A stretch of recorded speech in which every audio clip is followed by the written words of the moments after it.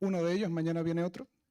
Ayer cuando fui a buscar la camiseta esta, me dijo el coordinador del congreso aquí presente, me dijo, ¿eres Daniel Ganares de termodinámica? Nunca me había insultado tanto, la verdad. Pero bueno, la otra opción era Daniel Ganares de astrofísica, y creo que al final no salí tan mal. Entonces, a mí me gustan mucho los teoremas, así que voy a hablar del teorema de recurrencia de Poincaré, que este señor de aquí, lo apunto aquí con el puntero láser, los que estén en streaming pues no lo verán, supongo, haber pagado. Entonces, vamos a empezar hablando de por qué este teorema generó una confusión importante en el campo de la termodinámica y casi la mandó al carajo. Menos mal que al final no, ¿verdad? Entonces, todos entiendo que están más o menos familiarizados con el concepto del segundo principio de la termodinámica, que, bueno, expresamos de manera matemática de esta manera, ¿no? Como que la variación de la entropía es siempre mayor o igual que cero en un sistema con ciertas condiciones, evidentemente. Y, bueno, ahí he puesto el enunciado que propuso Clausius, hay otro. Y, bueno, pues esencialmente que es imposible para una máquina que actúa sola sin ayuda de un cuerpo externo, pues, transferir calor de un cuerpo que está más frío a otro que está más caliente, ¿de acuerdo? Hasta aquí estamos todos en la misma página, nos entendemos, todo bien, todo correcto, perfecto. Entonces, hay que tener en cuenta una cosa clara que es muy importante para comprender de forma correcta esta ponencia, y es que la física y las matemáticas presentan ciertas discrepancias en el sentido de que si tú tienes una teoría en física, la basas en postulados. Entonces, esos postulados o esas leyes observacionales que tú ves, las utilizas para construir otras leyes y las utilizas como axiomas, entre comillas, son postulados, para determinar otras relaciones entre distintas magnitudes físicas. ¿Qué ocurre? Que si los postulados están mal, se te va todo a la mierda.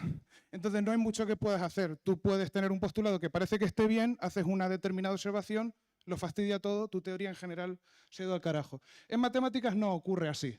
En matemáticas tú lo basas todo en 4 o 5 axiomas, y tú construyes tus teoremas a partir de esos axiomas y luego tú construyes tus teoremas con tus otros teoremas y eso si lo demuestras es todo perfecto, es todo increíble, es todo genial y ocurre así siempre.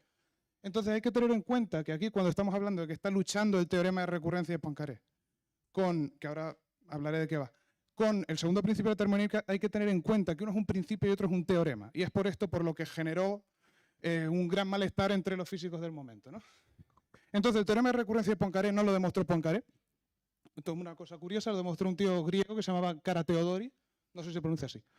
Y bueno, vamos a hablar de qué va. Lo que dice este señor que parece de sacado de Men in Black es que esencialmente, si tú tienes un sistema con unas condiciones iniciales, eventualmente en un tiempo finito, y esto es lo importante, en un tiempo finito, volverá a esas mismas condiciones iniciales. De ahí lo de recurrencia.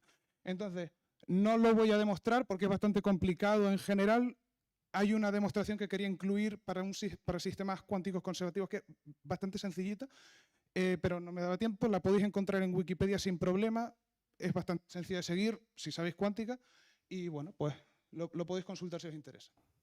Entonces teníamos esta pelea aquí entre Karateodori y Poincaré y los padres fundadores de la mecánica cuántica. Esto generó malestar a los padres fundadores de la mecánica cuántica porque habían estado ahí los pibes 100 años, venga, vamos a sacar fórmulas, teorías, tal.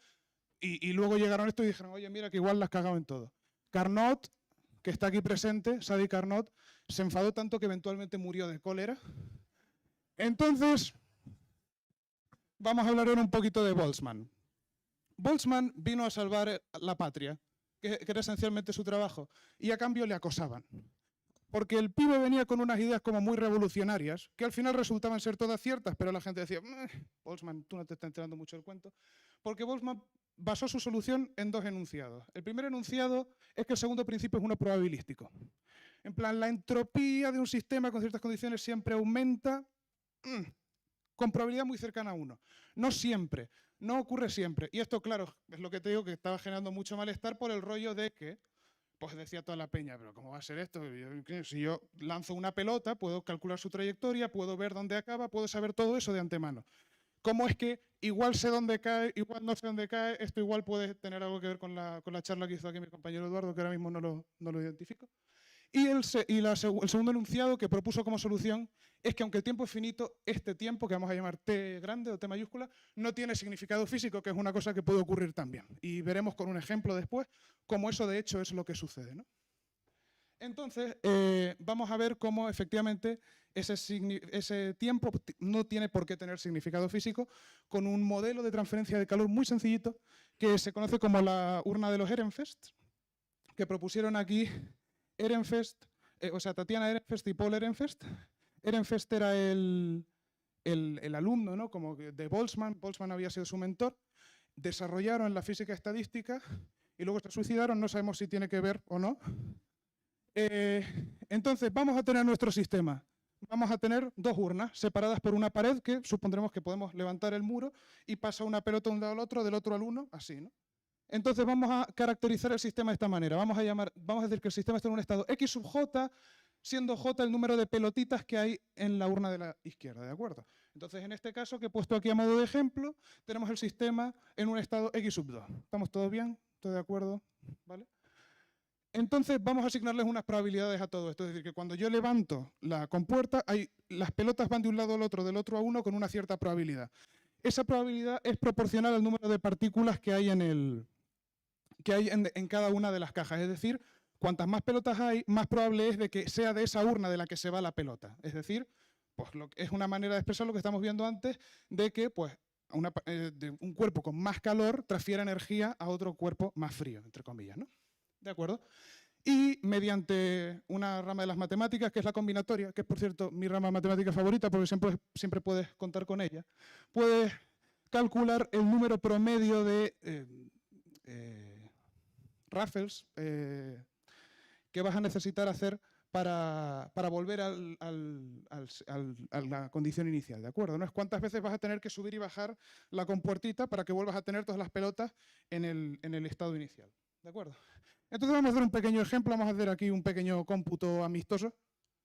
Vamos a poner un ejemplo, un sistema con 20.000 partículas. 20.000 partículas puede parecer un montón, pero 20.000 partículas es muy poco cuando estamos trabajando en el contexto de la termodinámica, en el contexto de la mecánica estadística, cuando estamos trabajando con el orden del número de Avogadro de partículas, que es de 10 a la 22, si mal no recuerdo, ¿no? Entonces, tened en cuenta que aquí estamos en 10 a la 4. Es muy poquito, es simplemente un ejemplo ilustrativo. Y vamos a asumir que inicialmente tenemos el sistema en X sub 0. ¿Esto qué quiere decir? Que tenemos en la urna de la izquierda 0 partículas y las 20.000 en el de la derecha, ¿no? Entonces, si hacemos las cuentas, bueno, pues vemos que el número de sorteos, no me salía, Raffles sorteos. El número de sorteos que vamos a necesitar hacer va a ser de 2 elevado a 20.000 utilizando la formulita que utilizamos antes, ¿no? Esto es un montonazo. Esto es una auténtica barbaridad. Y vamos a hacer una cosa que le gusta mucho hacer a los divulgadores, ¿no? Vamos a asumir que podemos hacer un sorteo en un tiempo de Planck, que es como el tiempo más corto que puede permitir el universo. Nos llegaríamos a que el tiempo que tarda el sistema en volver a su condición inicial, ¡pum!, casi 10 elevado a 5.950 años. El universo tiene 10 a la 10, os quiero decir.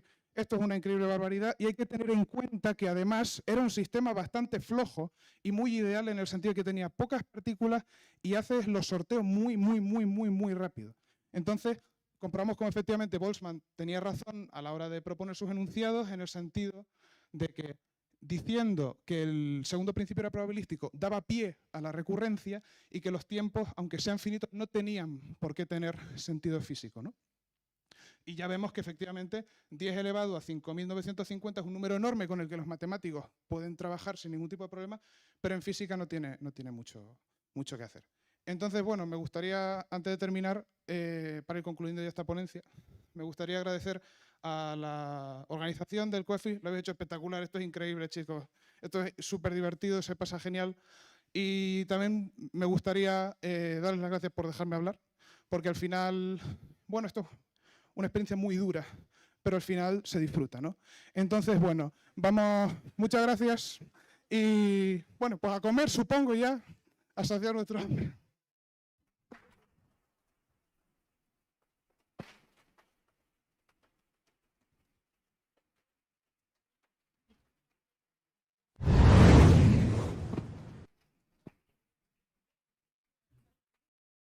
Muchas gracias, Galán.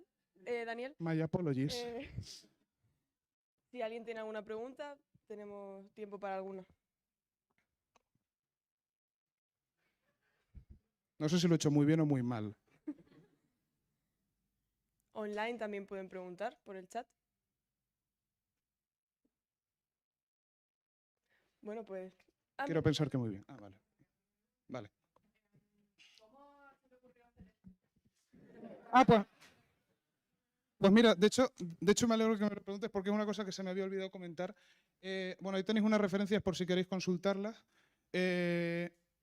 Esta charla está basada en otra charla que hizo el catedrático Antonio Durán de la Universidad de Sevilla hace un par de años aquí, en este mismo aula magna, y la vi me parece un tema muy guay, es un tema del que tengo entendido que hay bastante desconocimiento en el sentido de que nunca lo había oído y después no lo he vuelto a oír. Entonces me quedé como con el run run en la cabeza de decirlo, bueno, ¿por qué no? Y al final pues aquí está, ¿no?